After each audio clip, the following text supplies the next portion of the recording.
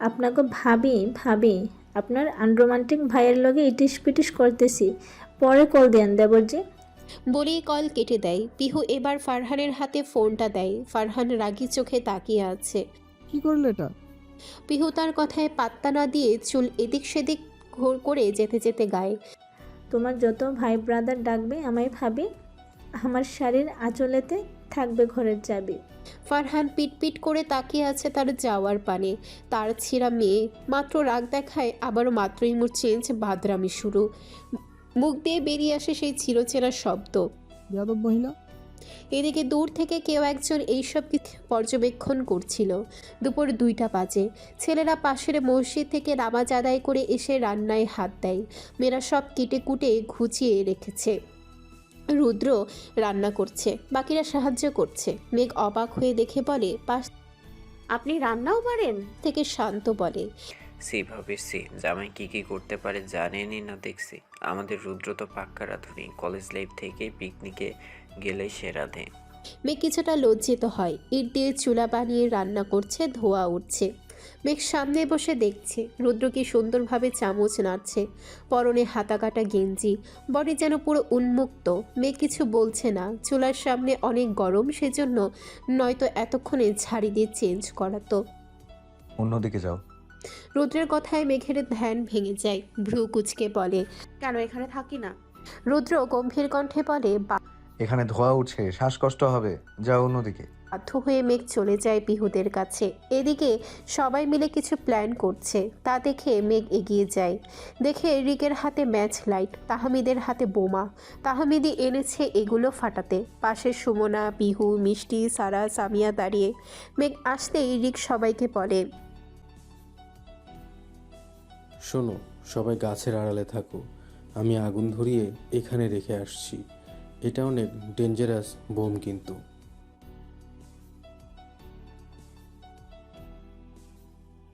সবাই দ্রুত আড়ালে দাঁড়ায়। রিক বোমের লেজে আগুন ধরিয়েই দৌড়। এক দৌড়ে তাদের কাছে আসে। আসার 1 সেকেন্ডের মধ্যে বোমা ফুটে বিকট শব্দে। সাথে সাথে মেঘ, পিহু, সামিয়া, মিষ্টি, সারাও চিল্লিয়ে ওঠে। রুদ্ররা হকচকিয়ে ছুটে আসে।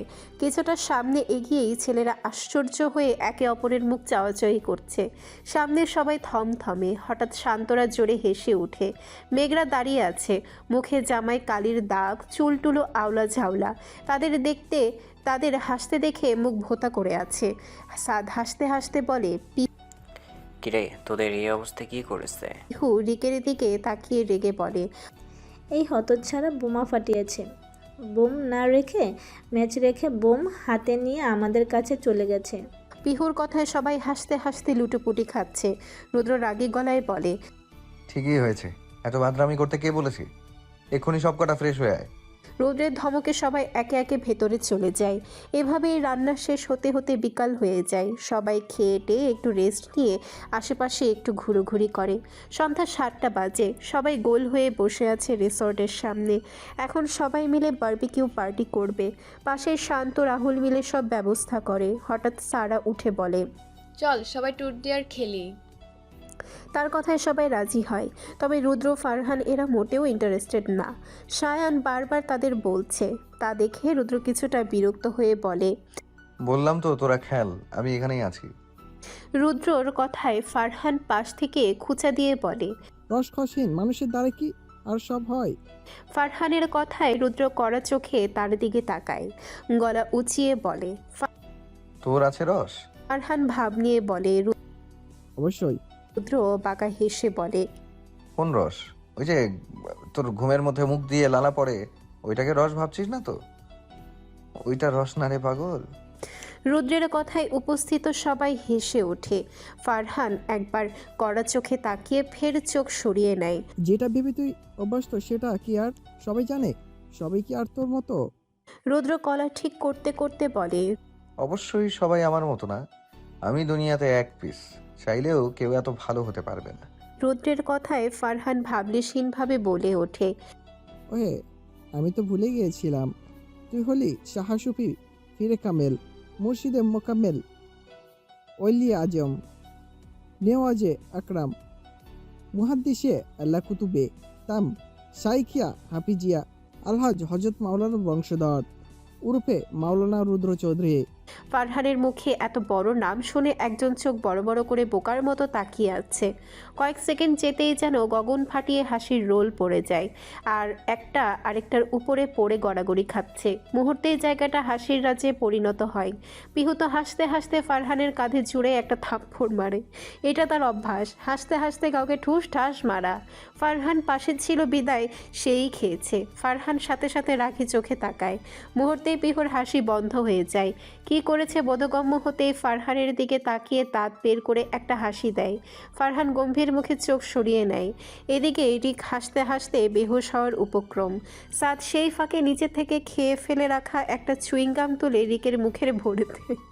সাথে সাথে রিকের মুখ বন্ধ হয়ে যায়, চোখ বড় বড় করে তাকিয়ে। এই কাহিনী দেখে সবাই কিছুক্ষণের জন্য চুপ হয়ে যায়।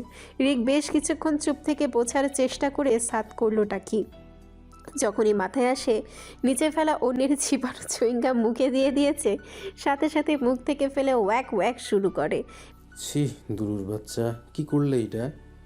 এখনও বউয়ের চুম্মা দেয় নাই, তার আগেই মুখটা ওয়াক। রিক দৌড়ে রিসর্টের ভেতরে ঢুকে যায়। এদিকে রিকের কাণ্ডে সবাই আরও একবার হাসিতে মেতে ওঠে। এক একজন পেটে হাত দিয়ে বসে আছে। মিষ্টি উঠে বলে, অনেক হয়েছে হাসাহাসি, আর পারছি না, প্লিজ তোমরা বন্ধ করো, আমি পানি খেয়ে আসি। সায়ন ফাঁকে বলে, তাহলে আমার জন্য আনিস। একে একে সবাই বলছে পানি আনতে। মিষ্টি ঘরে ঢুকতেই চুপি পা ফেলে ওয়াশরুমের সামনে যায়। মূলত রিককে জ্বালাতন করতেই এসেছে। ভেতরে দেখে রিক ওয়াক ওয়াক করছে আর কুলি করছে। তা দেখে হেসে ওঠে। কারো খিলখিলিয়ে হাসার শব্দে রিক পেছনে ফিরে তাকায়। মিষ্টিকে দেখে ওয়াশরুমের দরজায় হেলান দিয়ে দাঁড়িয়ে ভ্রু কুচকে জিজ্ঞেস করে, এত হাসছো কেন? খুব মজা লেগেছে বুঝি? তুমিও খাবে? মিষ্টি হাসি থামিয়ে নাক কুচকে বলে, ছি ছি, কি সব ময়লা মুখে নিয়েছো, ইয়াক! এই ঠুটে আমি জীবনেও চুমু খাবো না। রিক চোখ ছোট ছোট করে বলে, কোনো দিনও না? না, দরকার হয় বিয়ের পর আর জীবন চুমু না খেই আর কথা বলার আগেই হঠাৎ রিক মিষ্টির দিকে এমন চোখে তাকিয়ে এগোতে থাকে, তা দেখে মিষ্টি ভড়কে যায়। এক পা করে পিছিয়ে যেতে থাকে। আটকে আটকে গলায় বলে, সামনে এগোচ্ছ কেন? রিক ধীর গতিতে বলে, ভাবলাম বমির ভাব কাটতে একটু মিষ্টি মুখ করি। মিষ্টি চমকে যায়, দ্রুত বলে, তাহলে আমি রান্নাঘর থেকে চিনি এনে দিচ্ছি। রিক মাথা ঝাঁকিয়ে বলে, হুম, তার দরকার নেই, মিষ্টি এখানে আছে, তাকেই খাবো। মিষ্টি আরো 2 কদম পিছিয়ে গিয়ে হালকা জোরে বলে, কাকে? রিক তার দিকে ঝুঁকতে বলে, তোমাকে। সাথে সাথে মিষ্টি রিককে এক ধাক্কা দিয়ে দৌড়ে বেরিয়ে যায়। এদিকে রিক তার কাণ্ডে হাসতে শুরু করে, মুখে ফুটে ওঠে, পাগলি। ট্রুথ ডেয়ার খেলা শুরু হয়ে গেছে। একে একে একজন আরেকজনকে ডেয়ার দিচ্ছে, ট্রুথ দিচ্ছে। এই যেমন রিককে অলরেডি মেয়ে সাজিয়ে নাচিয়েছে, এবার রুদ্রের পালা। আসতেই সে ট্রুথ নেয়। সায়ন হালকা মুচকি হেসে জিজ্ঞেস করে, তুই ভাবিকে কি দেখে ভালোবেসেছিস? আই মিন কোন কারণে? তার কথায় সবাই আগ্রহ নিয়ে তাকায়। মেঘও চেয়ে আছে উত্তর শোনার আশায়। রুদ্র এক মুহূর্ত চুপ থাকে, তারপর গলার স্বরটা একটু ভারী করে মেঘের দিকে চোখ রেখে বলে, আমি মেঘকে প্রথম দেখাতেই ভালোবেসেছি। তখন স্পেসিফিক কি দেখে ভালোবেসেছি জানি না, তবে তার হাসি, তার সরলতা, তার চোখের তাকানোয় যে শান্তি অনুভব করেছি, সবকিছু একসাথে মিলে আমাকে ধমকে দিয়েছিল। এখন যদি বলতে বসি ঠিক কোন দিকটা আমাকে টানে, তাহলে হয়তো সারা জীবন লেগে যাবে, তবু শেষ হবে না। মেঘ আমার কাছে শুধু একজন মানুষ না, সে একটা অনুভূতি, যাকে দেখে প্রতিদিন নতুন করে বাঁচতে ইচ্ছে করে। রুদ্রর কথায় সবাই বাহুবা দিয়ে ওঠে। একজন শীষ বাজাচ্ছে, রুদ্র ভাই প্রেমিক পুরুষ হয়ে গেছে এসব বলছে। তবে এদিকে মেঘ যেন অবাক, মাথা ঘুরপাক খাচ্ছে। তাকে প্রথম থেকেই ভালোবাসে মানে কথাটা তার হজম হচ্ছে না। রুদ্রকে জিজ্ঞেস করতে হাঁসফাঁস করছে। মেঘের ঘোর কাটে সায়নের কথায়। নিজের মনে প্রশ্ন দমিয়ে রেখে তাদের দিকে ফোকাস দেয়। সায়ন এবার সাদকে চেপে ধরে, এই এখন তুই বল, তুই প্লে বয় টু একদম রয়্যাল কিভাবে হয়ে গেলি? সাদ মাথা চুলকে বলে, এখানে বলতে হবে, মানে বড় ভাই আছে তো। পাশ থেকে শান্ত তার কাঁধে থাপ্পড় মেরে বলে, নাটক কম করো প্রিয়। গপ নিয়ে বড় ভাইদের সামনে বসে থাকতে লজ্জা নেই? বলতেই লজ্জা। চাঁদ মুচকি হেসে বলে, জানি না কিভাবে কখন আমি সত্যি সুমনার মাঝে আটকে গেছি। দিনের পর দিন তার সাথে সময় কাটাতে কাটাতে বুঝেছি এই মেয়েটাকেই আমার ভিতরে সব জায়গা পুরোপুরি দখল করে নিয়েছে। এই বলদ মেয়ের মাঝে আটকে গেছি একদম বলদামে দেখে। এর মধ্যে কোনো সমস্যা দেখিনি, তাই আরও ভালো লেগেছে। তবে একমাত্র সমস্যা যদি বলতে হয়, ও একটু বেশি খায়, তবে সেটা নিয়েও আমি খুশি। সবাই মিটিমিটি হাসছে। এদিকে সুমনা কড়া চোখে তাকিয়ে আছে। তাকে প্রশংসা করছে নাকি অপমান করছে? তার খাওয়া নিয়ে আবার খুঁটা হাত দিয়ে দেয় জোরে এক গুতা সাদের পেটে। এর মধ্যে এভাবেই তাদের আড্ডা মাস্তি চলতেই থাকে।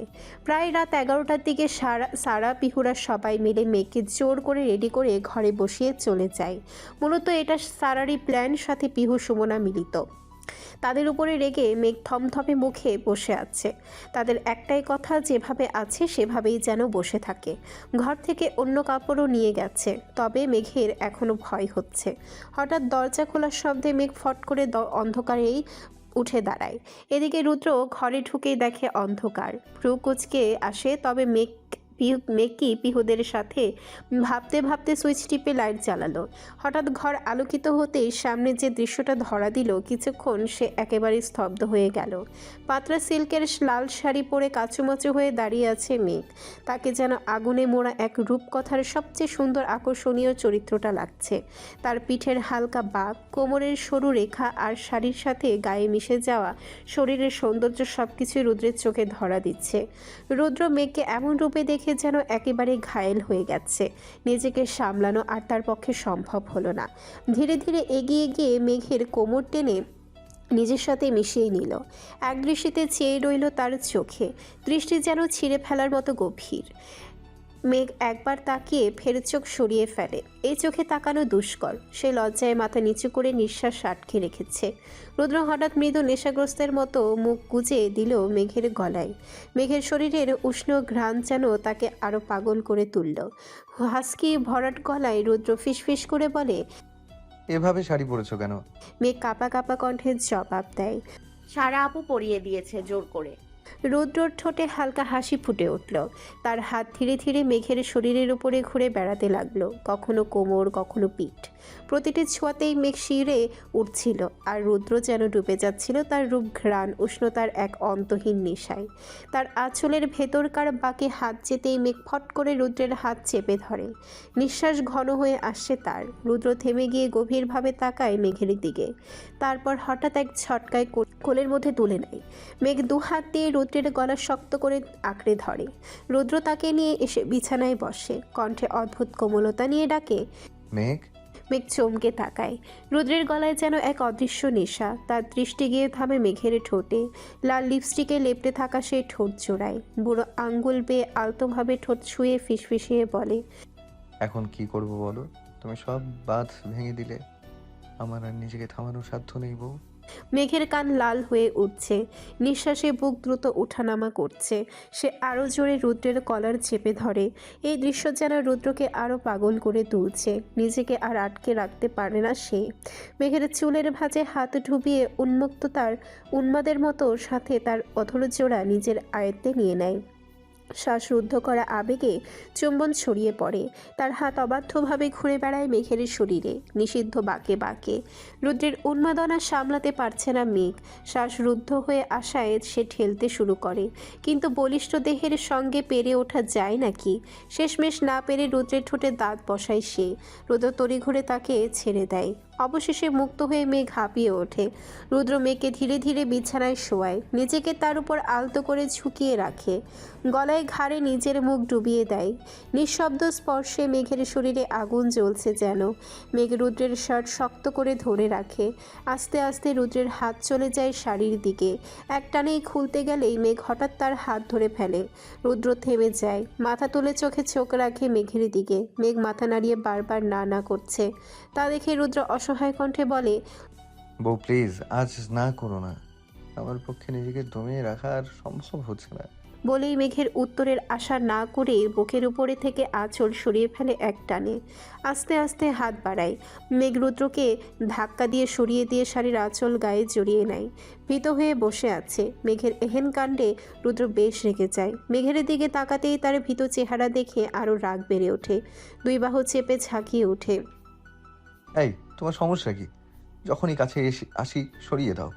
আমার স্পর্শ খারাপ লাগে বলো? মেঘ মাথা নিচু করে আছে, মাথা এদিক সেদিক করে না বোঝায়। তা দেখে রুদ্র রেগে আবারও বলে ওঠে। তো সমস্যা কোথায় তোমার? আমি তোমার স্বামী। তোমার শরীরের প্রতিটি ভাঁজে ভাঁজে আমার ছোঁয়ার অধিকার আছে। বিয়ের 6 মাস হয়ে যাচ্ছে। এতদিন ধরে তোমাকে সময় দিয়েই আসছি। তোমার দিক আমি বুঝছি, তুমি কি আমার দিক বুঝো না? নাকি বুঝাও না বোঝার ভান করো? আমি কি মানুষ না? আর কত ওয়েট করব? আর কত কন্ট্রোলে থাকবো? এবার কিন্তু বেশি হয়ে যাচ্ছে। রুদ্রের প্রতিটি কথায় মেঘ ফুপিয়ে ফুপিয়ে কেঁদে ওঠে। তা দেখে রুদ্র বিরক্ত হয়ে তাকে ছেড়ে উঠে দাঁড়ায়। ধপ ধপ পায়ে বারান্দায় চলে যায়। গিয়েই নিকোটিনের ধোঁয়ায় নিজেকে শান্ত করতে লাগে। এদিকে মেঘ কাঁদছে খুব, নিজেকে ভীষণ অপরাধী লাগছে। রুদ্রকে কয়েকবার ডেকেও তার থেকে উত্তর আসেনি। রেগে ভীষণ। এদিকে অন্ধকারে দাঁড়িয়ে আছে কেউ, মোবাইলে কথা বলছে।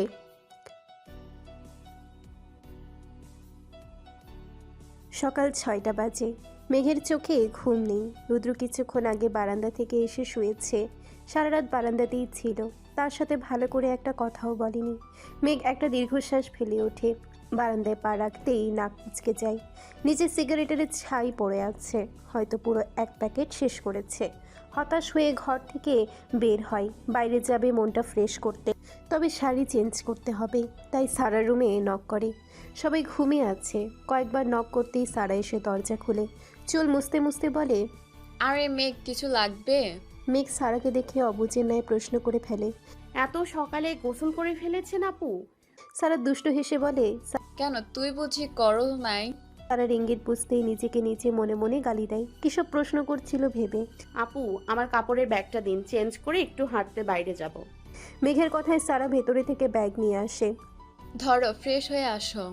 আমিও যাব, ড্রয়িং রুমে আসি। মেঘ কাপড় নিয়ে নিজেদের ঘরে চলে আসে।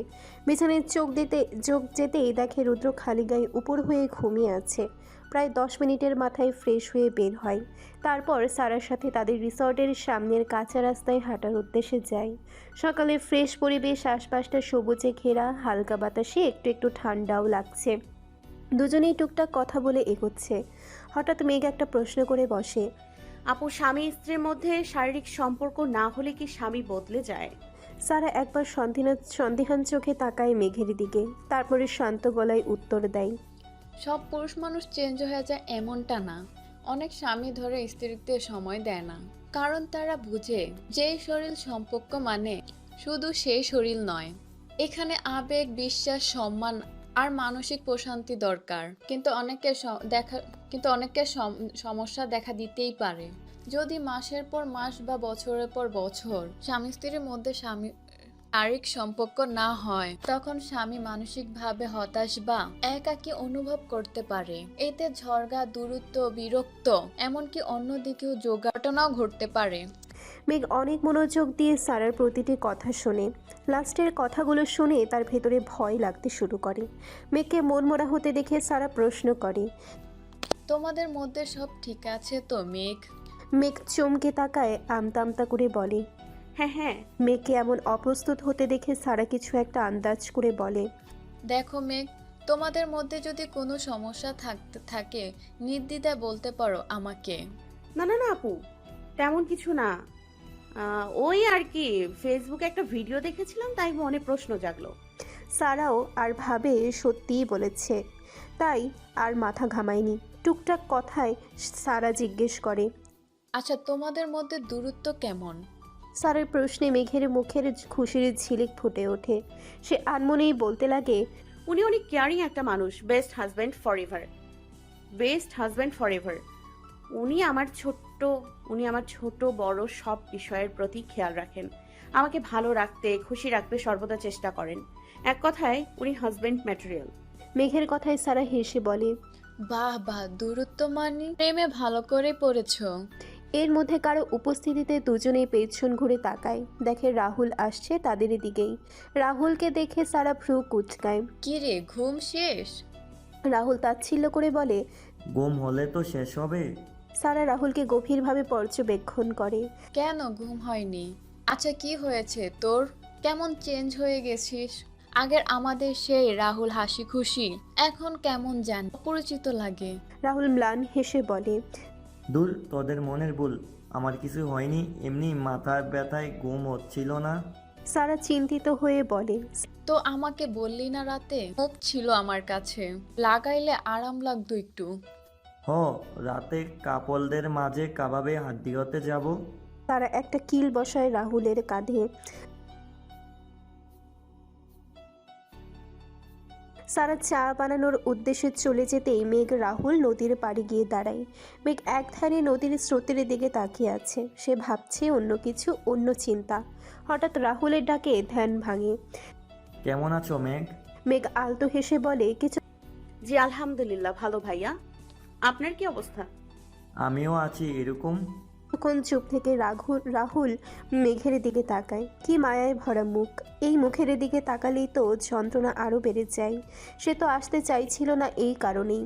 রুদ্রের সাথে মেঘকে দেখলে নিজেকে আর সামলাতে পারে না। রুদ্রের প্রতি ক্ষোভ জন্মায়। কালকের পর থেকে তো রুদ্রের সাথে কথাই বলছে না। রুদ্র যদি মেঘকে প্রথম থেকেই ভালোবেসে থাকে তবে রাহুলকে বলতে সমস্যা কী ছিল? তাহলে অন্তত নিজেকে আগে থেকেই গুটিয়ে নিত। গভীর এক নিঃশ্বাস ফেলে অনুভূতিহীন কণ্ঠে মেঘকে জিজ্ঞেস করে। তোমরা সুখী আছো তো মেঘ? মেঘ হঠাৎ এমন প্রশ্নে চমকে তাকায়। রাহুল এমন প্রশ্ন কেন করল ভাবছে, নিজেকে সামলে বলে। জি আলহামদুলিল্লাহ। এর মধ্যেই সারা চা নিয়ে হাজির হয়। তারপর বেশ অনেকক্ষণ সবাই নদীর পাড়ে বসে আড্ডা দেয়। তারপরে গিয়ে মেঘ সারা মিলে নাস্তা বানাতে লাগে সবার জন্য। একে একে সবাই উঠে গেছে, এক একজন ফ্রেশ হচ্ছে। সুমনাকে তো পিহু টেনে টুনে তুলেছে, এমন ঘুম দিচ্ছিল। বেচারি আর একটু ঘুমাতে চেয়েছিল, আর মোড়া ভেঙে উঠে দাঁড়ায়। চোখে এখনও ঘুম। তাদের ওয়াশরুমে পিহু ঢুকেছে, তাই অন্য রুমে যাওয়ার জন্য বের হয়। ওড়না গায়ে জড়িয়ে বেরিয়ে পড়ে পাশের রুমে উকি দিতেই দেখে কেউ নেই। সে ওয়াশরুম খালি ভেবে রুমে পা দেয়, তবে ভেতরে যেয়ে দেখে এতেও কেউ আছে। বিরক্ত হয়ে আসতে নেয়, তবে সাদের ডাকে পেছনে ফিরে। ঘুম ভেঙেছে ম্যাম? সাদ বারান্দায় দরজায় হেলান দিয়ে দাঁড়িয়ে, মুখে মুচকি হাসি। সুমনা পেছনে ফিরতেই সাদের চোখ যায় তার দিকে। চুল উস্কো খুস্কো হয়ে আছে, ঘুম ঘুম চোখ, মুখটা ফোলা ফোলা। এমনিতেই গুলুমুলু, এখন আরও টমেটো লাগছে যেন। সাদের যেন হার্টবিট মিস যায়। সুমনা এগিয়ে এসে বলে, সাদ ওয়াশরুম ফাঁকা কিনা দেখতে এসেছিলাম। আরেকটু এগিয়ে সুমনার দুই গাল দুই হাতে আঁচলাই নিয়ে মুখটা উপরে তুলে বলে, তোমাকে অনেক কিউট লাগছে জান, ইচ্ছে করছে একদম খেয়ে ফেলি। সুমনার চোখ বড় বড় করে তাকায়। আরে ছাড়ো, কেউ চলে আসবে। কি সব বলে, ছি ছি, ছাড়ো। সাদ ছাড়ে না, উল্টো তার ফোলা ফোলা গাল চেপে ধরে, টানা কয়েকটা চুমু বসিয়ে দেয়। সুমনা তো লজ্জায় চোখ বুজে নাই। হুম, এখানে সিঙ্গেলরা উপস্থিত আছে, দেখে শুনে কাজ করা উত্তম। হঠাৎ কারো গলায় দুজনেই হকচকিয়ে ছিটকে যায়। তাকিয়ে দেখে রিক ওয়াশরুম থেকে বেরিয়েছে। তাদের লজ্জা পেতে দেখে রিক ঘর থেকে বেরোতে বেরোতে টিটকারি মেরে বলে, ভাবিয়া করিও কাজ, করিয়া ভাবিও না। রিক দাঁড়িয়ে আছে বারান্দায়, এক ধ্যানে তাকিয়ে আছে সামনের দিকে। বুকে টিপ টিপ ব্যথা করছে। চাইলেও কি সব কিছু মেনে নেওয়া যায়? চোখের সামনে নিজের চাওয়া মানুষটাকে অন্যের প্রিয়সী হতে দেখা, এটা কি খুব সহজ ব্যাপার? সে নিজের মনকে কন্ট্রোল করার পুরোপুরি চেষ্টা চালিয়ে যাচ্ছে, তবুও মনের এক কোণে প্রশ্ন থেকেই যায়, সাদের জায়গায় যদি আমি থাকতাম খুব কি বেশি ক্ষতি হয়ে যেত? রিকের কাছে বর্তমানে অনুভূতিকে খুব ভয়ঙ্কর অস্ত্র লাগছে, যা তাকে বারবার আঘাত করছে। মনে মনে আওড়ায়, তুই যাকে ভালোবেসেছিস সে তোকে ভালো না বাসলেও বাকি, তোকে ভালোবাসার মানুষ তো ঠিক আছে রিক। কথাটা ভাবতেই মিষ্টির হাসি খুশি মুখ ভেসে ওঠে চোখের সামনে। তার পাগলামি, তার দুষ্টুমি সব যেন ভাসতে থাকে। মুহূর্তেই মুখে মুচকি হাসি ফুটে ওঠে। নিজেকে নিজেই বলে ওঠে, আমাকে ভালোবাসতে মিষ্টি আছে, আমার মিষ্টি, যার মনে একান্তই আমার বসবাস। তাকে কষ্ট দেব না, সব চিন্তার ঝেড়ে ফেলবো মাথা থেকে। তখনই মিষ্টির গলা ভেসে আসে। মনের ভুল ভেবে সেভাবেই তাকে মুচকি হেসে নিজের মাথা চুলকায়। এখন দেখছি তার গলাও কানে বাজছে। তবে আবার কর্কশ গলায় রিক দ্রুত পেছনে তাকায়। মিষ্টি দাঁড়িয়ে এক হাতে চায়ের কাপ, অন্য হাত কোমরে, ভ্রু কুঁচকে আছে। তাহলে কি ভুল শুনিনি? এদিকে মিষ্টির রাগী গলায় বলে, রিক কি সাহেব, আপনাকে কি মাইক দিয়ে ডাকলে তারপর শুনবেন? দ্রুত বলে। আরে না না, আসলে খেয়াল করিনি। রিকের হাতে কাপ ধরিয়ে মিষ্টি বলে। খেয়াল কই থাকে শুনি? মিষ্টিকে টেনে এনে নিচের ঠিক সামনে দাঁড় করিয়ে রিক ফিসফিসিয়ে বলে, এতক্ষণ খেয়াল ছিল অন্যদিকে, তবে এখন আমার ফিউচার ওয়াইফের দিকে আটকে গেছে। মিষ্টি মুচকি হেসে রিকের কলার ঠিক করে বলে, বাহ রিক সাহেব, আপনি দেখছি দিন দিন রোমান্টিক হয়ে যাচ্ছেন। তা আমি তো কোনো ক্লাস নিইনি। রিক মাথাটা নিচু করে মিষ্টি বরাবর এনে বলে, এমন সুন্দরী গার্লফ্রেন্ড থাকলে কেই বা আনরোমান্টিক থাকতে চায়? একটু তো নিকনিক করতে চায় মন। রিকের কথায় মিষ্টি তাকে হালকা ধাক্কা দিয়ে দূরে সরে আসে। যেতে যেতে বলে, লুচ্চা রিক সাহেব, বিয়ের আগে টাচ করলে খবর আছে বলে রাখলাম। রিক হেসে ওঠে। মনটা ভীষণ ফুরফুরে লাগছে। বড় একটা নিঃশ্বাস নিয়ে চায়ের কাপে চুমুক দেয়। রুদ্রকে ডাকতে এসে দেখে সে বিছানায় মাথা ধরে বসে আছে, চোখ লাল হয়ে আছে। সারা রাত ঘুমায়নি তাই হয়তো। তা দেখে দ্রুত মেঘ এগিয়ে যায়। কি হয়েছে আপনার? রুদ্র এক পলক মেঘের দিকে তাকিয়ে ফের চোখ সরিয়ে নেয়। শান্ত কণ্ঠে বলে, মাথা ধরেছে, একটু কফি বানিয়ে দাও। মেঘ সাথে সাথে কফি বানাতে চলে যায়। এদিকে রুদ্র বালিশে হেলান দিয়ে বসে। হঠাৎ মোবাইলে মেসেজ আসে। মাঝে মাঝে নিজের সুখ বিসর্জন দিয়ে ভালোবাসার মানুষকে ছেড়ে দেওয়া উত্তম। রুদ্রের ভ্রু কুঁচকে যায়। এই মেসেজ কে দিল? নাম্বারটা অপরিচিত। সাথে সাথে কল লাগায়, তবে অফ দেখায়। এর মধ্যে মেঘ কফি নিয়ে হাজির হয়। তাই আর বেশি মাথা না ঘামিয়ে কফিতে চুমুক দেয়। মেঘ আবার বের হয়ে যায়। তারপরে ফিরে আসে মুভ নিয়ে। বিছানায় উঠে রুদ্রের পাশে বসে তার কপালে মালিশ করতে থাকে। এতে রুদ্রের বেশ ভালোই লাগছে। কফি শেষ করে মাথা রাখে মেঘের কোলে। তার পেটে বুক গুজে এক হাতে কোমর পেঁচিয়ে ধরে বলে, চুল টেনে দাও। মেঘ মুচকি হেসে তাই করে। চুল টেনে দিতে থাকে। এভাবেই রুদ্র ঘুমিয়ে যায় আবার। শুনুন না, কি? একটা প্রশ্ন ছিল।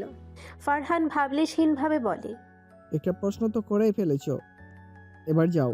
পিহু চোখ মুখ কুচকে ভেবে বলে, তাহলে দুইটা প্রশ্ন। ফারহানের এসব কথায় পিহু এবার রেগে যায়। আরে ধুর মশাই, আপনি মেয়ে ফাজলামি করেন আমার সাথে?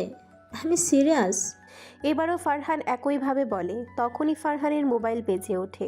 ফারহান কল রিসিভ করতে যাবে, তার আগেই মেলি নাম দেখে পিহু টান মেরে নিয়ে নেয়। কল ধরেই বলে, হ্যালো, কে? পিহুর গলা শুনে ওপাশের মানুষটি কিছুক্ষণ চুপ থেকে বলে, তুমি কে? আমার ফারহান বেবি কোথায়?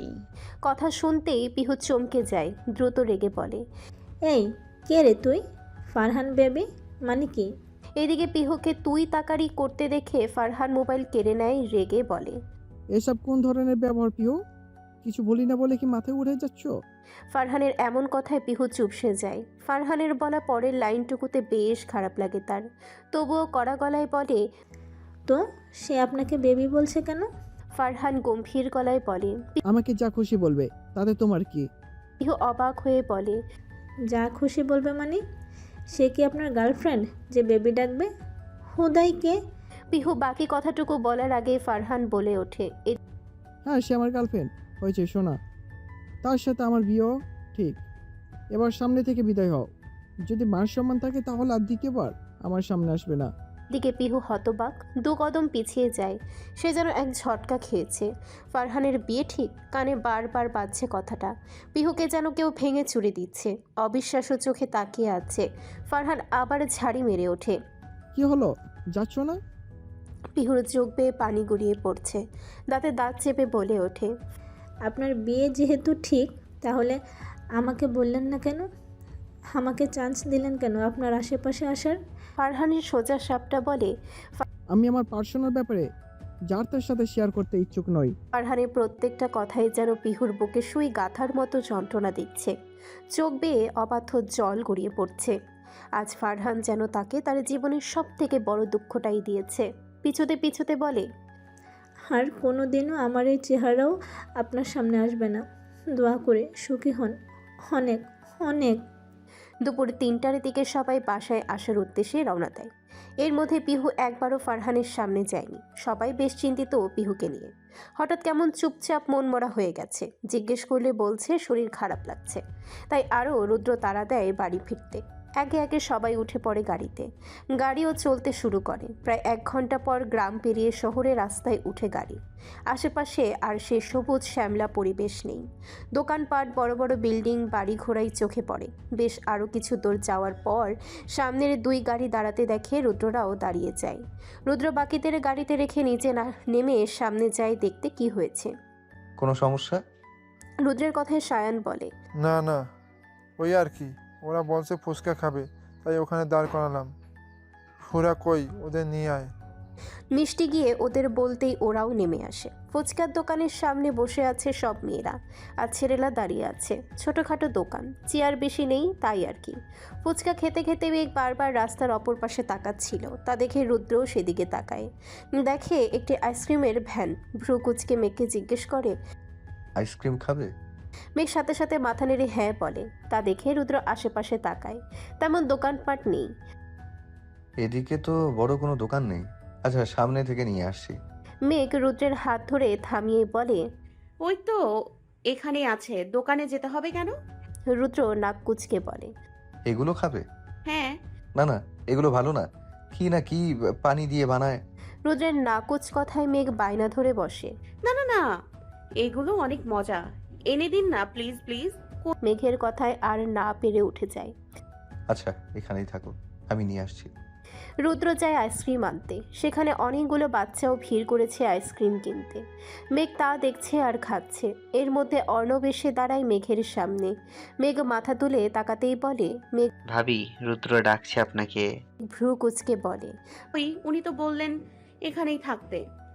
আরে না, আমাকে একটু আগে ইশারা দিয়ে বললো যেতে। হয়তো কোনো ফ্লেভারের আইসক্রিম খাওয়াবেন, সেটাই জানতে। মেঘ আর প্রশ্ন না করে উঠে দাঁড়ায় রুদ্রের দিকে যেতে। রাস্তার 2 পাশে ভালো করে দেখে নেয়। গাড়ি চলমান, তবুও সাবধানে দেখে দেখে এগোচ্ছে। অর্ধেক রাস্তায় হঠাৎ চোখে পড়ে বড় একটা দ্রুত গতিতে এগিয়ে আসা ট্রাক। তা দেখে সে একটু থেমে যায়। ভাবে ট্রাকটা তো সামনে ডানে দিয়েই যাবে, তারপর না হয় সে বাকি রাস্তা পার হবে। কিন্তু ট্রাকটি সামনে আসতে হঠাৎ ব্রেক ঘুরিয়ে মেঘের দিকে আসতে থাকে।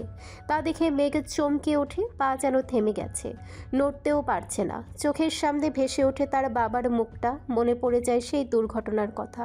এদিকে বাকিদের মেঘের চোখে পড়তে সবাই আতঙ্ক নিয়ে সাথে সাথে চিৎকার করে ওঠে, মেঘ সাইড হও। মেঘের নাম ধরে চিৎকার শুনে রুদ্র সাইডে তাকানোর সাথে সাথে চোখের নিমিষে ট্রাকটি কাউকে ধাক্কা মেরে চলে যায়। রুদ্রের কিছুটা সামনে এসে ছিটকে পড়ে এক নিথর দেহ।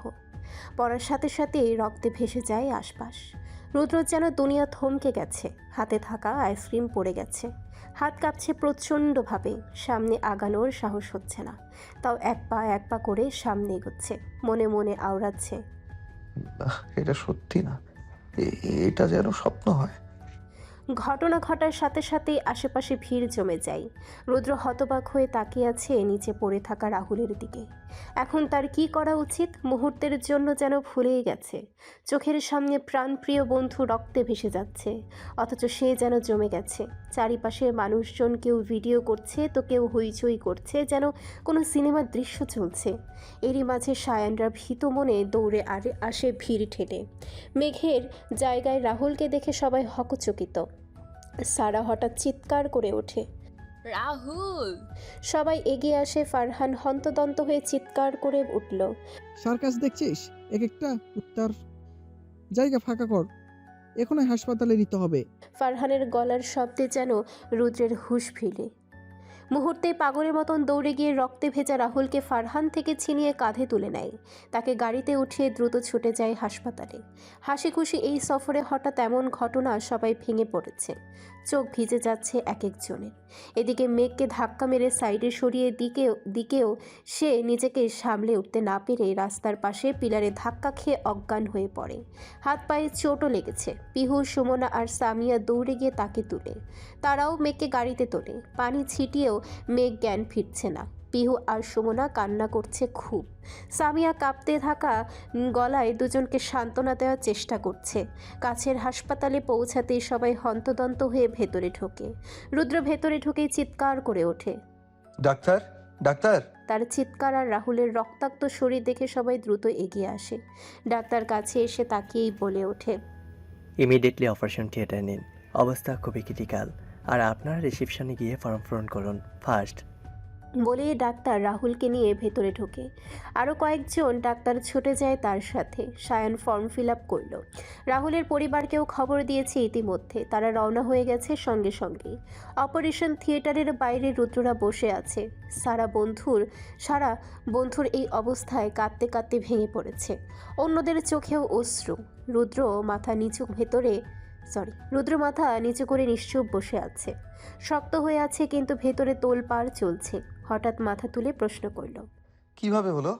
সায়ন ভাগা গলায় উত্তর দেয়। মেঘকে বাঁচাতে গিয়ে সে নিজেই সেখানেই গলা ধরে আসলো তার, আর বকতে পারে না।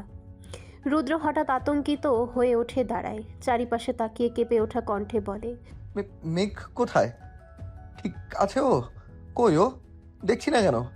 ওকে ফেলে আসিনি তো? শিট, আমি এতটা কেয়ারলেস হলাম কি করে? আমার মেঘ। পাগলের মতন প্রশ্ন করতে করতে পিহুকে কল দেয়। সবাইও চুপসে যায়, কারণ কেউই মেঘের খোঁজ জানে না। রাহুলের দিকেই ব্যস্ত ছিল সবাই। পিহু কল রিসিভ করতেই জানতে পারল মেঘ সেন্সলেস এই হাসপাতালেই আছে। কথাটা শুনতে যেন বুকটা হিম হয়ে এলো রুদ্রের। আর কিছু না ভেবে ছুট লাগায় মেঘের কেবিনের দিকে। রক্তমাখা শার্ট, এলোমেলো চুল, পাগলের মতন ছুটে চলা ছেলেকে দেখে চারপাশের মানুষ তাকিয়ে নানা উপাধি দিচ্ছিল, কিন্তু সেদিকে তার খেয়াল নেই। মেঘের কেবিনের সামনে এসেই হঠাৎ পা থেমে গেল। ডাক্তারকে বের হতে দেখে সাথে পিহু ছুটে গিয়ে ডাক্তারকে জিজ্ঞেস করল, ডাক্তার ঠিক আছে তো? আমার মেঘের কিছু হয়নি তো?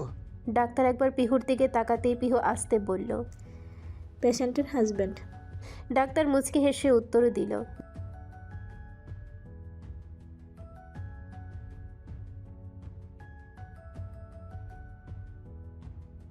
ডাক্তার চলে যেতে রুদ্র কেবিনে ঢুকে। মেঘ শান্তভাবে শুয়ে আছে, চোখ বন্ধ, নড়াচড়া নেই। সুমনা রুদ্রকে দেখে চুপচাপ বেরিয়ে গিয়ে পিহুর সাথে বাইরে দাঁড়ায়। রুদ্র ধীরে ধীরে এগিয়ে গিয়ে বিছানার পাশে বসে। মেঘের হাত নিজের মুঠোয় দিয়ে বুকের কাছে চেপে ধরে গভীর এক নিঃশ্বাস ফেলল। চোখ বন্ধ করে ঠোঁট নেড়ে দোয়া পড়ে বেশ কিছুক্ষণ। তারপর আস্তে করে ফু দিয়ে দেয় মেঘের শরীরে। নিঃশব্দে কপাল থেকে ধরে সারা মুখে চুমু দিয়ে ভরিয়ে দেয়। দু বাহু ধরে বুকে টেনে নিয়ে শক্ত করে জড়িয়ে ধরে ঘুমন্ত মেঘকেই। মনে হচ্ছিল বুকের ভেতরে ঢুকেই নিলেই শান্তি পাবে। সেভাবেই জড়িয়ে ধরে বসে থাকে। ভেতরে ভেতরে যেন অজানা ভয়ে কেঁপে উঠছে বারবার। এভাবে সময় যায়, প্রায় 10-15 মিনিট পার হয়ে যায়। হঠাৎ কল আসায় রিসিভ করতে সায়ন বলে ইমার্জেন্সি রক্ত লাগবে, যেতে। এক মুহূর্তে দেরি না করেই রুদ্র উঠে দাঁড়ালো। মেঘকে পিহু আর সুমনার কাছে রেখে সে ছুটে যায় রক্ত দিতে। অপারেশন রুমের করিডোরে পৌঁছাতেই চোখে পড়ে রাহুলের বাবা মা ভেঙে পড়া অবস্থায় বসে আছেন। মা কপালে হাত দিয়ে বারবার ফিসফিস করে দোয়া পড়ছেন, বারবার চোখে মুছছেন, সাথে স্ত্রীকেও সামলান। বাবা বারবার চোখ মুছছেন, সাথে স্ত্রীকেও সামলাচ্ছেন। আশেপাশে আত্মীয় স্বজন দাঁড়িয়ে কাঁদছে। রাহুলের হবু বউ সাফার দিকে চোখ যেতেই দেখে মেয়েটিকে একজন ধরে বসে রেখেছে। কান্না করতে করতে হয়তো নিস্তেজ হয়ে গেছে। একটা হাসি খুশি পরিবার পুরোপুরি ভেঙে পড়েছে। রুদ্র আর না দাঁড়িয়ে সঙ্গে সঙ্গে চলে যায় ব্লাড ডোনেশন রুমে। সেখানে সায়ান আর ফারহানও উপস্থিত। ওরাও রক্ত দেবে। সবার মনে একটাই দোয়া, বন্ধুটা যেন আবার সুস্থ হয়ে ফিরে আসে। রক্ত নেওয়া হতেই একজন নার্স দ্রুত তা নিয়ে অপারেশন থিয়েটারে ঢুকে যায়। দরজা বন্ধ হয়ে যায়। বাইরে সবাই অপেক্ষায়। গুমোট বাতাস, নিঃশব্দ কান্না। এর মধ্যেও রাহুলের মা বুক ফাটা আর্তনাদে কেঁদে উঠছেন। বারবার একই মিনতি করছে, আমার ছেলেটাকে বাঁচান আল্লাহ, আমি কিছু চাই না, শুধু ও বেঁচে যাক। দরকার হলে আমার প্রাণটা নিয়ে নেন আল্লাহ, তাও আমার ছেলেটা আমার বুকের মানিক, আমার জান, আমার বাচ্চাটাকে ফিরিয়ে দেন। আমার একমাত্র ছেলে, আমি কি নিয়ে বাঁচবো গো আল্লাহ? ওনার কথায় উপস্থিত সবার চোখ ভিজে যায়। রুদ্র দাঁড়িয়ে থাকতে পারল না, দ্রুত সরে গেল অন্য পাশে। সাফা এসে ওনার হাত ধরল, গলা আটকে গেছে, কাঁদতে কাঁদতে বলে, আন্টি ও ঠিক হয়ে যাবে, আপনি একদম কাঁদবেন না, ওর কিচ্ছুই হবে না। রুদ্র দাঁড়িয়ে আছে জানালার ধারে, চোখ টলমল করছে। চোখের সামনে ভেসে উঠছে রাহুলের সাথে কাটানো অসংখ্য মুহূর্ত। ক্যান্টিনে আড্ডা, ক্লাস ফাঁকি, একসাথে ম্যাচ দেখা, হুট করে রাস্তায় চায়ের দোকানে দাঁড়িয়ে গল্প, বাইকে চড়া, মারামারি, হাসি ঠাট্টা। হঠাৎ পেছন থেকে কেউ রুদ্রের কাঁধে হাত রাখলো। সে তড়িঘড়ি করে চোখের পানি মুছে নেয়। পেছনে ফিরতেই দেখে ফারহান দাঁড়িয়ে আছে। কিছু না বলে এক দৃষ্টিতে তাকিয়ে আছে রুদ্রের দিকে। ফারহান হাত একটু বাড়াতেই হঠাৎ রুদ্র ফারহানকে জড়িয়ে ধরে নিঃশব্দে কেঁদে ওঠে। ফারহানও কাঁদছে। রাহুলের এই দশা কেউই মানতে পারছে না। রুদ্র আতঙ্কিত গলায় বলে, রাহুল ঠিক হয়ে যাবে, তাই না রে? ওকে ঠিক হতে হবে। ওকে ছাড়া আমি চলবো কি করে? ফারহান কণ্ঠে ভরসা দিয়ে বলে, কিছু হবে না, নিজেকে সামলা। আমরা ভেঙে পড়লে রাহুলের পরিবারকে কে সামলাবে? পুরুষের বোধহয় কাঁদতে নেই নিয়ম, কিন্তু আজ তারা দুজনেই নিয়ম ভেঙে কাঁদছে। রুদ্র যেন তার কষ্ট ভাগ করার জায়গা পেয়েছে। মুখে কোনো শব্দ নেই, তবে দুজনের চোখ থেকে টপ টপ করে পানি ঝরছে। এদিকে দূর থেকে সব কিছু দেখছে শান্ত আর সায়ান, তাদের চোখেও জল। শান্ত হালকা গলায় বলে ওঠে, আজ কত বছর পর এরা এক হলো। রাহুল যদি এই দৃশ্যটা দেখতো কতই খুশি হতো, তাই না? ও তো কত চেষ্টা করেছিল রুদ্র ফারহানের সম্পর্কে আগের মতো করার, তবে পরে। সায়ান ধরা গলায় বলে, পেরেছে, সে এক করতে পেরেছে, তবে সে নিজেই দেখার অবস্থায় নেই। শান্ত সায়ানকে জড়িয়ে ধরে, আমাদের গ্যাংটা আবার আগের মতো হবে, তাই না রে? রাহুল ঠিক হয়ে যাবে, আমরা আবার আগের মতো হয়ে যাব। তাদের চোখ দিয়েও নীরবে জল গড়িয়ে পড়ছে। আসলে এই বন্ধুত্বের আসল মানে তখনই বোঝা যায় যখন মৃত্যু এসে দাঁড়ায় দরজায়। বন্ধু অসুস্থ হলে শুধু ওর শরীরটাই নয়, পুরো বন্ধুমহল শ্বাসরুদ্ধ অবস্থায় পড়ে যায়। একসাথে ক্লাস ফাঁকি দিয়ে ঘোরা, ক্যান্টিনে একই প্লেট ভাগাভাগি করে খাওয়া, কাউকে কষ্ট দিলে সেটা মিলে বসে গোপনে সমাধান করা, ছোট্ট আনন্দ থেকে বড় দুঃখ সব ভাগাভাগি করা। আজ সেই বন্ধু হাসপাতালের বিছানায় শুয়ে মৃত্যুর সাথে লড়ছে। সে শুধু একা নয়, সে সাথে তার প্রতিটা বন্ধু নিজেদের বন্ধু হারানোর ভয়ের সাথে লড়াই করছে। টানা 2 ঘন্টা পর ডাক্তার বের হয়ে আসতেই সবাই ছুটে গেল সামনে। প্রশ্নের পর প্রশ্ন, কেমন আছে, কি অবস্থা? রুদ্র ফারহানও এগিয়ে আসে। ডাক্তার শক্ত গলায় বলেন, আমার সাথে আসুন স্যার। রুদ্ররা বাকিদের বুঝিয়ে ডাক্তারের পিছু নিল। কেবিনে বসে ডাক্তার বলেন, আমরা সর্বোচ্চ চেষ্টা করেছি, কিন্তু ব্যর্থ হয়েছি। মাথা থেকে প্রচুর রক্তক্ষরণ হয়েছে। আমরা যা করার করেছি, বাকিটা আল্লাহর হাতে। পরিবারের সবাইকে একে একে দেখা করার সুযোগ দিন। বাঁচার সম্ভাবনা 10%ও নেই। কথা শুনে রুদ্র ফারহার দুজনেই স্তব্ধ হয়ে বসে রইল। এক দৃষ্টিতে তাকিয়ে আছে, অনুভূতি শূন্য, ফাঁকা লাগছে মাথা। ডাক্তার তাদের দিক বুঝে বলে আবারও বলেন, স্যার, নিজেদের সামলান। সবাইকে একবার করে ভেতরে নিয়ে যান, রোগীর সাথে দেখা করান। যে কোনো সময় খারাপ কিছু হয়ে যেতে পারে। রুদ্র মাথা নেড়ে রোবটের মতো বের হয়ে এলো। পাশে ফারহান তার কাঁধ ধরে দাঁড়িয়ে করিয়ে দেয়। রুদ্র মাথা ঘুরে তার পানে তাকাতেই ফারহান বলে, নিজেকে শান্ত রাখ। আমরা ভেঙে পড়লে তার মা বুঝে যাবে, এমন কিছু বলা যাবে না। রুদ্র কিছু না বলেই বাইরে আসে। রাহুলের মা ছুটে এলো তার কাছে। ও রুদ্র বাবা, বল না, ডাক্তার কি বলেছে? আমার বাবাটা ঠিক আছে? বিপদ মুক্ত তো? রুদ্র চোয়াল শক্ত করে মাথা নেড়ে ইশারা করল সুস্থ আছে। রাহুলের মা সঙ্গে সঙ্গে খুশি হয়ে উঠলেন, যেন একটা বাচ্চাকে তার প্রিয় পুতুল কিনে দেওয়া হয়েছে। রুদ্র হঠাৎ রাহুলের মাকে চেয়ারে বসে হাঁটু গেড়ে বসে তার হাত ধরে বলে, আমাকে তোমার আরেকটা ছেলে মনে করো তো মামুনি।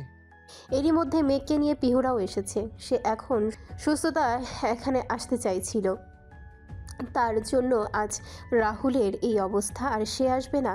মেয়েকে দেখে সারা চেয়ার এগিয়ে দিল বসার জন্য। রাহুলের মা রুদ্রের মুখে হাত বুলিয়ে কপালে চুমু দিলেন। অবশ্যই, তুইও আমার আরেকটা রুদ্র ছেলে। শান্ত কণ্ঠে বলে, তাহলে এই ছেলেকে দিয়েই বাকি জীবন চলবে তো? উনি কথার মানে না বুঝে শুধু চেয়ে থাকলেন। রুদ্র ফট করে উঠে দাঁড়ায়। ডাক্তার পারমিশন দিয়েছেন, সবাই একে একে রাহুলকে দেখে আসুন। রুদ্রের কথা শোনাতেই ওনারা ছুটে গেলেন ভেতরে। রাহুলকে দেখে চোখের পানি, সারা শরীরে ব্যান্ডেজ, মাথায় পট্টি, মুখে অক্সিজেন মাস্ক। মা কাঁদতে কাঁদতে ছেলের গালে হাত রাখলেন। রাহুল চোখ খুলে মুচকি হেসে কোনো মতে মাস্ক সরিয়ে উচ্চারণ করে, আম্মু, আম্মু। মা সাথে সাথে ছেলের হাত চেপে ধরে। বাবা, এই তো আম্মু আছে, এটা লাগিয়ে রাখো, তোমার শ্বাস নিতে কষ্ট হচ্ছে। রাহুল কষ্ট করে বলে, আম্মু, আমার জন্য কান্না করো না, তোমার চোখের পানি আমি সহ্য করতে পারি না।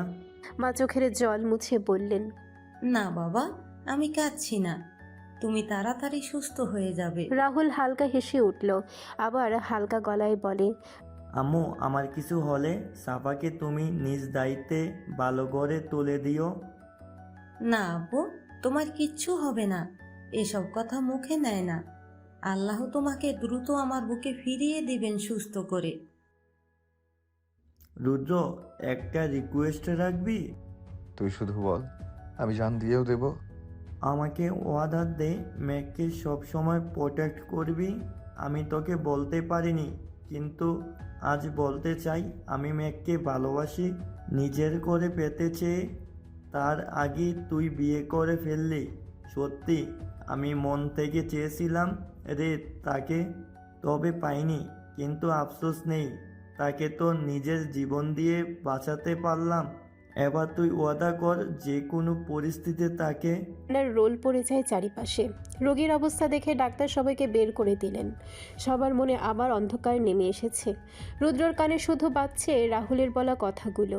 প্রায় 10 মিনিট পর ডাক্তার বেরিয়ে আসে। সবাই আগ্রহ নিয়ে উঠে দাঁড়ায়, ডাক্তারের মাথা নিচু করে বলে, সরি, উনি আর নেই। সাথে সাথেই সব নিস্তব্ধ। সবাই যেন বড়সড় এক ঝটকা খেয়েছে। রাহুলের মা আর সাফা সেখানেই অজ্ঞান হয়ে পড়েছে। রুদ্র 2 কদম পিছিয়ে গিয়ে দেয়াল ধরে দাঁড়ায়, স্থির হয়ে রইল, চোখ তার ফাঁকা। একধারে তাকিয়ে রাহুলের কেবিনের দিকে। মেঘ দৌড়ে এসে তাকে আঁকড়ে ধরল। চারপাশ শুধু কান্না, হাহাকার, আর্তনাদ। রাহুল আর নেই। রাহুল মারা যাওয়ার 1 মাস হতে চলল, কিন্তু কারো জীবন তার জন্য থেমে নেই।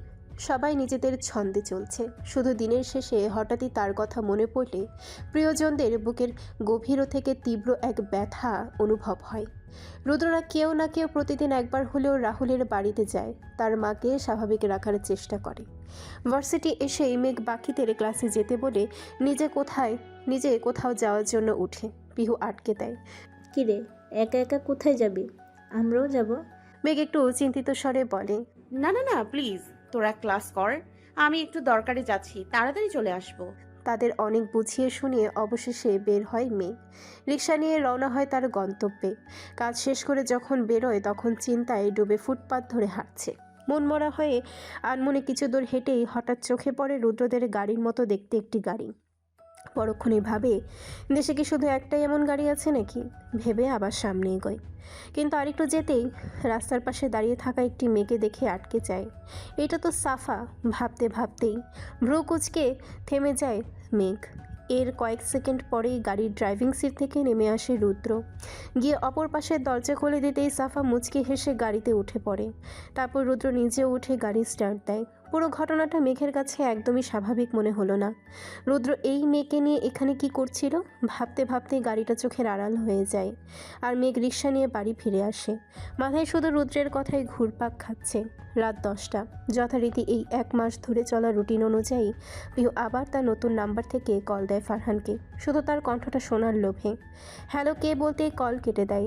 এই 1 মাস ধরে ফারহানের কাছ থেকে নিজেকে একদম গুটিয়ে নিয়েছে, কিন্তু ভেতরে ভেতরে এখনও ফারহানকেই আঁকড়ে আছে।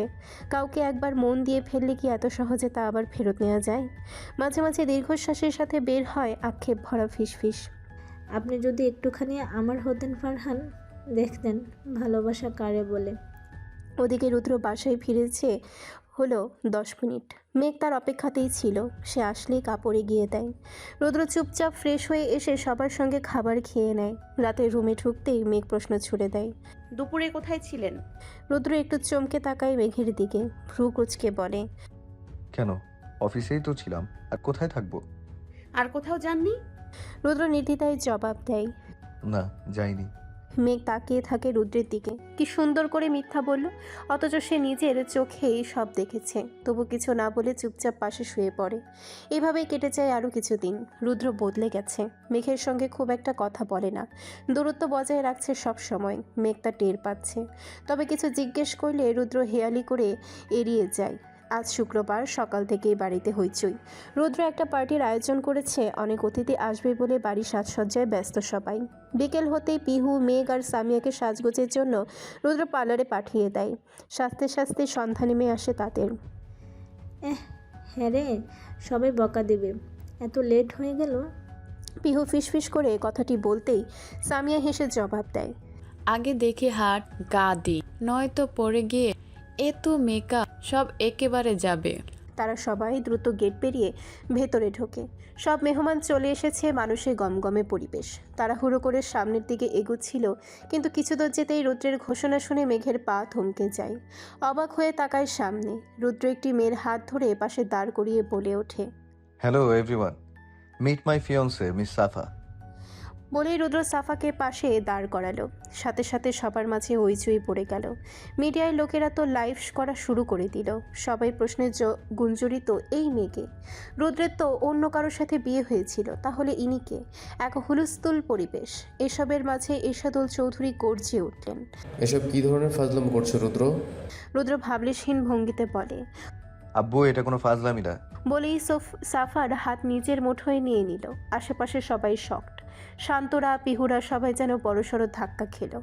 অবাক দৃষ্টিতে রুদ্র আর পাশে দাঁড়ানো সাফার দিকে তাকিয়ে আছে। রুদ্র এমনটা করতে পারে না, সে এমন ছেলেই না। তাদের কাছে যেন এই এক দুঃস্বপ্ন। এদিকে মেঘ আর দাঁড়িয়ে থাকতে পারল না, দৌড়ে স্টেজে উঠে রুদ্রের সামনে গিয়ে অসহায় দৃষ্টিতে ভয়ে ভয়ে বলে, আপনি প্র্যাঙ্ক করছেন তাই তো? রুদ্র শান্ত চোখে তাকিয়ে উত্তর দিল, একদমই না। মেঘ চমকিত নয়নে পড়ে, বলে এগুলো কি? রুদ্র হাত ছাড়িয়ে পকেটে রেখে পড়ে। যা দেখছো তাই, সাফা আমার হবু ওয়াইফ। বলেই রিং বের করে সাফাকে পরাতে গেলে সাথে সাথেই মেঘ যেন বাঘিনীর রূপ নিল। কাউকে তোয়াক্কা না করেই হাত থেকে ধাক্কা দিয়ে রিং বক্স ফেলে দিল। তারপর রুদ্রের কলার ধরে চিৎকার করে উঠল, এসব কি ধরনের মজা করছেন? একদম এসব ফাজলামি করবেন না আমার সাথে। রুদ্র শান্ত ভঙ্গিতে মেঘের হাত সরিয়ে কলার ঠিক করতে করতে বলে ওঠে, সাবধানে ভেবেচিন্তে যে কোনো কাজ করবে। মেঘ অবাক হয়ে যায়। আপনি কি বলছেন এগুলো? সবাই দেখছে তো, এমন করছেন কেন? রুদ্র বাঁকা হেসে চুল ছেড়ে বলে, দেখানোর জন্যই তো এই আয়োজন। মেঘে বিস্মিত চোখে বলে, মানে? রুদ্র ঠান্ডা গলায় বলে ওঠে, ভুলে গেছো? ভার্সিটির ভরা ক্যাম্পাসে কোনো দোষ ছাড়াই সবার সামনে আমাকে থাপ্পড় মেরেছিলে। ভেবেছিলে কি এত সহজে আমি ভুলে যাব? মেঘ যেন বড় ধাক্কা খেল। সেই কথা তুলছে কেন রুদ্র? অবাক হয়ে তাকিয়ে আছে। আশেপাশে সবাই স্তব্ধ। শান্ত উঠে দাঁড়িয়ে বলল, রুদ্র কিসব বলছিস? ঘরে গিয়ে কথা হবে, এখানে মিডিয়ার লোকা। রুদ্র হাত তুলে শান্তকে থামিয়ে দিল। তারপর সবার দিকে তাকিয়ে বলল, যা কথা হবে এখানেই হবে। মেঘ কাপা গলায় জিজ্ঞেস করে, কি বলতে চাইছেন? রুদ্র হালকা এসে উত্তর দিল, সোজা কথা, তুমি আমাকে থাপ্পড় মেরেছো, আমি রিভেঞ্জ নিয়েছি। মেঘ বাকরুদ্ধ, শরীরের শক্তি যেন ফুরিয়ে আসছে। প্রায় পড়তে যাচ্ছিল, পিহু তাড়াতাড়ি এসে ধরে নিল। কাপা ঠোঁটে মেঘ বলে, তাহলে আমার হাত ধরে এত দূর এনে মাঝ রাস্তায় ফেলে দিয়ে রিভেঞ্জ নিচ্ছেন? রুদ্র হেসে উঠল, wow, how brilliant you are. এতদিন ভেবেছিলাম তুমি শুধু বোকা, এখন দেখি একদমই না। মেঘ নির্লিপ্ত চোখে তাকিয়ে আছে। এ কোন রুদ্র? তাকে চিনতে পারছে না। রুদ্র তো এমন ছিল না। কিছু কি হয়েছে? তড়িঘড়ি এগিয়ে গিয়ে রুদ্রের হাত ধরে। মেঘ, আপনার কি হয়েছে? রাগ করেছেন আমার উপর? আমি মাফ চাইবো, আর কখনো এমন কিছু করব না। প্লিজ এমন সিদ্ধান্ত নেবেন না। কথা শেষ করার আগেই সাফা তার হাত সরিয়ে দিল। কাঠ গলায় বলে ওঠে, রুদ্র এখন আমার ফিয়ন্সে, ওর গা ঘেঁষার চেষ্টা করো না। আমি একদম এসব টলারেট করব না। মেঘ রেগে গিয়ে এক পা এগিয়ে গর্জে উঠল, সে আমার স্বামী, তাকে স্পর্শ করার পূর্ণ অধিকার আমার আছে। সাফা ঠান্ডা স্বরে, সে অধিকারও থাকবে না। খুব শিগগিরই ডিভোর্স পেপার পেয়ে যাবে। মেঘ আরও একবার ধাক্কা খেল। মেঘের বুকে যেন ছিঁড়ে যাচ্ছে। ফট করে রুদ্রের দিকে তাকালো। আশায় আছে সে কিছু বলবে, কিন্তু কয়েক মুহূর্ত পার হলেও রুদ্র নিশ্চুপ। মেঘ হতাশ কণ্ঠে বললে, আপনি কিছু বলছেন না কেন? এই মেয়ে আমাদের ডিভোর্স নিয়ে কথা বলছে, আপনি চুপ আছেন কেন? রুদ্র চোখ সরিয়ে ঠান্ডা স্বরে বলল, যা বলেছে সত্যই বলেছে, খুব তাড়াতাড়ি পেয়ে যাবে।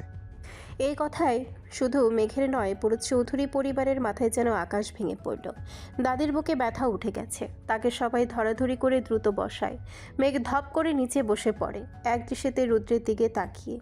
চোখ দিয়ে অঝরে পানি পড়ছে। সিদ্দিকা বেগম আর সহ্য করতে পারলেন না, ছুটে গিয়ে রুদ্রের গালে সজোরে চড় মারলেন।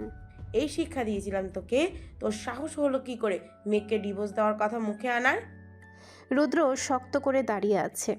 পরিস্থিতি খারাপ দেখে সাদ, সায়ান, শান্ত, অর্ণব সহ বাকিরা মিডিয়ার লোকজনকে কোনো মতে বের করে দিল। কিন্তু লাভ কি? নিউজ তো ছড়িয়ে গেছে। অতিথিদের একে একে সসম্মানে বিদায় করতে হলো। সিদ্দিকা বেগম এবার সাফার দিকে তেড়ে গেলেন। এই তুমি কে? আমার ছেলের সংসারে কথা বলার অধিকার কে দিয়েছে তোমাকে? কেন ঢুকেছো সংসারটা ভাঙতে?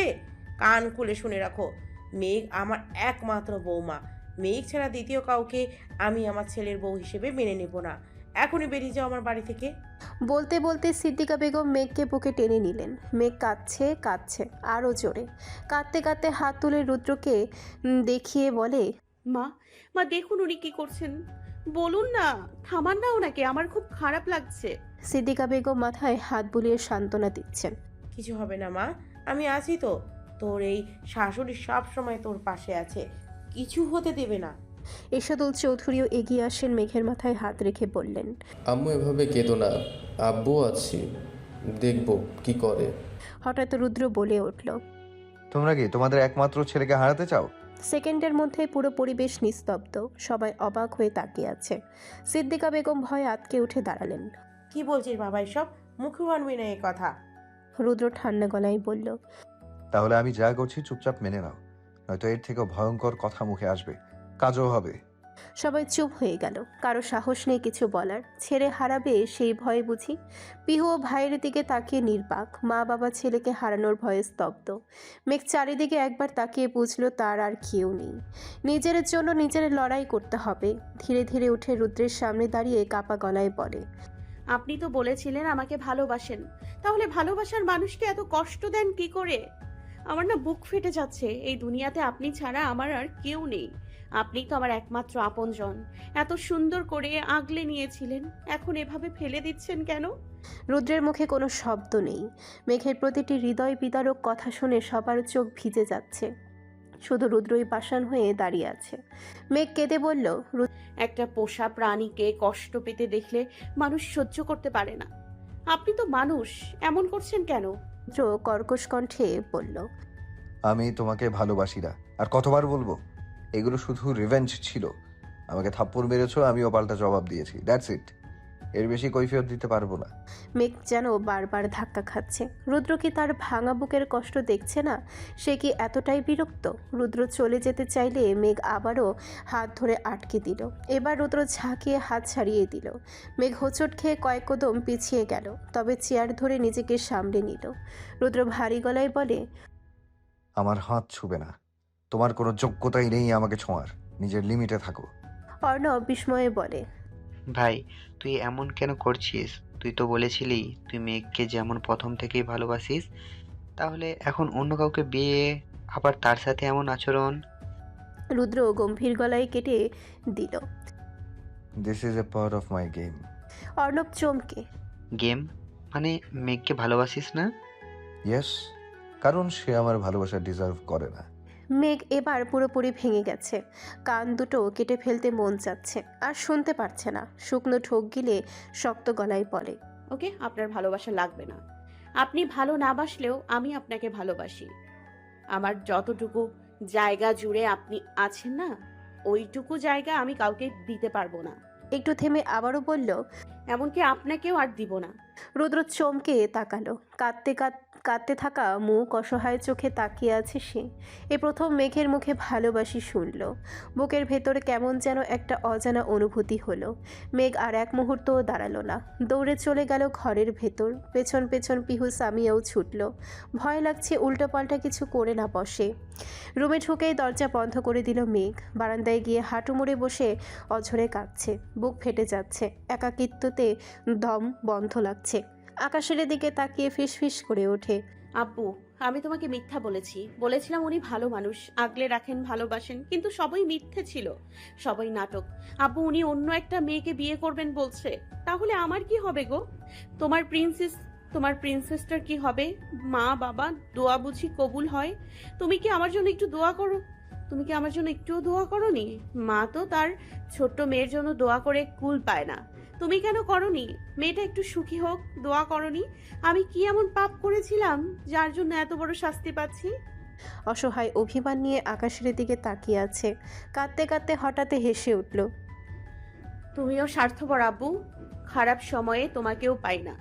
তুমিই তো প্রথম ছেড়ে গিয়েছিলে, বাকিদেরও শিখিয়ে দিয়ে গেছো যে যেন সবাই মাঝপথে আমায় ফেলে চলে যায়। সুখে আছো তাই না? মনের দুঃখগুলো সে তার বাবাকে ভেবে আকাশ বাতাস প্রকৃতির সাথে ভাগাভাগি করছে। ঠিক তখনই প্রকৃতি যেন সাড়া দিল, ঝুম বৃষ্টি নেমে এলো। মেঘ উঠে দাঁড়িয়ে দুই হাত মেলে বৃষ্টিকে আপন করে নিল। চোখের পানি মিশে গেল বৃষ্টির জলে।